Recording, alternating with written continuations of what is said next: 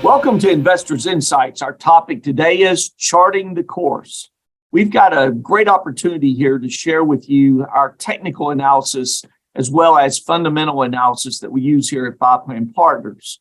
My distinguished colleagues, as I like to call them, Trey Booth, Ty Miller, and Bobby Norman, have just finished up a great meeting with me in regards to our portfolios and in relation to our financial blueprints. We're going to dive in here, and we want you to watch closely as we talk about technical analysis here. I think Trey's got a great opportunity to explain this to you as how we pull back the curtain here at Five Plan Partners and let you have some insight as to what's going on.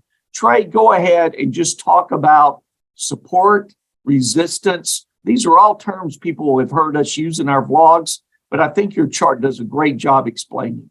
Yeah, thanks, Greg. This chart comes from our research partners at Strategics, and it's for the S&P 500. And what we're looking at here is middle of last week, we got a Fed decision, which caused the market to sell off pretty quickly. And that looks like it created what is called a ceiling, where there's resistance from the market going any higher, around 3,900.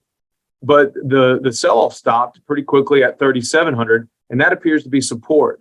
And so the good news is now that we have those what appear to be defined ranges is how do we get above that resistance at 3,900? Well, we need catalysts. This is where fundamentals outweigh technicals. If we can have some fundamental catalysts, it'll push us beyond the 3,900. Potentially, the market was looking for a more dovish Fed last week. That could have been it. But this week, we've got two very large catalysts. We have the election tomorrow that I believe everyone is aware of. I don't think that's been any kind of secret.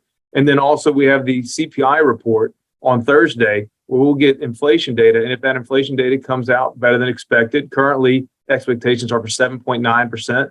That's lower than last month's 8.2. So we get to see those numbers continue to come down. If the data points, the fundamental data points hit in a positive manner, that should be enough momentum to push us through that resistance of 3,900. And the good news, once you're through it, if you hold it, that then becomes a new floor, and you can bounce off a much higher base, which is what we really want to see. And that's kind of what we could be a catalyst for market rallying through the end of the year. Yeah, a lot of great things going on. And in less than 60 days, we're in 2023.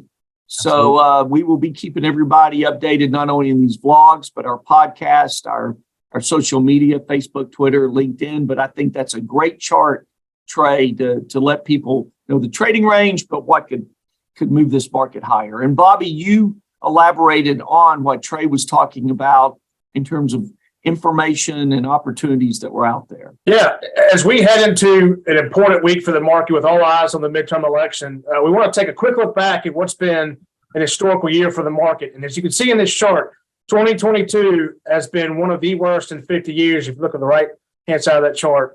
And if you look at stocks and bonds, they're both struggling big time.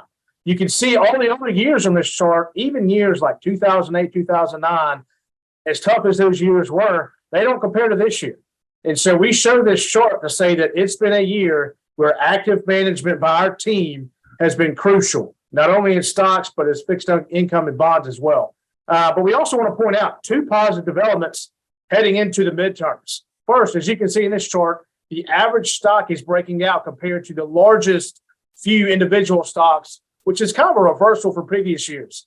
And this is important. This is showing that there is good momentum starting to build in the overall market. Also, another positive development that we're watching is we're seeing money coming off the sidelines, and we're seeing inflows into exchange traded funds have hit a 7-month high. You can see in the bottom of this chart that the average 12-monthly ETF inflow is $40 billion. So the inflow of $63 billion in October is a positive development. So yes, it's been a uniquely tough year, but active management has been essential. And we like the positive developments we're seeing heading into the midterm elections. Yeah, that's all great news and really just complements what Trey was saying here. We've got great opportunity to go through that resistance level, and you've given us reasons. I mean, just like the ETFs, seeing money go in there following the election, we may see more of that taking place. But we'll be watching it closely and keeping our clients updated on that, as well as updating them on their portfolios. And Ty, the conversation that's continued to happen throughout this year, interest rates are up, inflation is up. and the dynamics of changing everybody's purchase habits, as well as looking at housing, other things. Talk about that, because people are so focused on that. In some ways, they don't see the opportunities for some growth here. Yeah, absolutely. So the Federal Reserve, they're the big topic around the market. They have been all year, deservedly so. So they met last week, another 75 basis point rate hike. No one's surprised. On the commentary, Jay Powell, the Reserve Chairman, kind of alluded to maybe looking at slowing the rate hikes down from 75 basis points to more of a 50 basis point level. But then higher for longer rates was kind of what most people took away from that.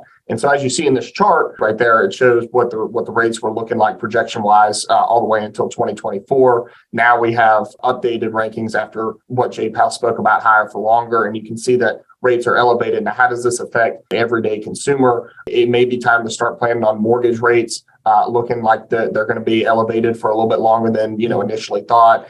Car loans, basically any kind of loan or anything that you get money from, that they may be higher rates for longer. Now, on the positive side, bond rates are going up. Once prices start leveling out, you should have a higher rate, savings rates, things of that nature. But overall, in addition to the tightening, or in addition to the rate hikes, the Fed is also tightening. And that's something that's also taking money out of the system. So I think just higher for longer is kind of the theme there. No, I think that's well said. Higher for longer, and at the same time, there's still opportunities in the stock market and in bond markets, and take advantage of interest rates being up. So on that note, we hope you've really enjoyed these charts. These are the kind of charts we look at on a daily basis and compare it in relation to the big picture, as well as your portfolio, and also in relation to your financial blueprint. Those of you that continue to share our blogs with family, friends, and colleagues, we can't thank you enough on that. It's really increased our viewership and listening to our podcast. And we hope you have a great week, and know that each and every day when we walk through the doors of Five Plan Partners, we are focused on making our clients' lives better, richer, fuller. Have a great week. Talk soon.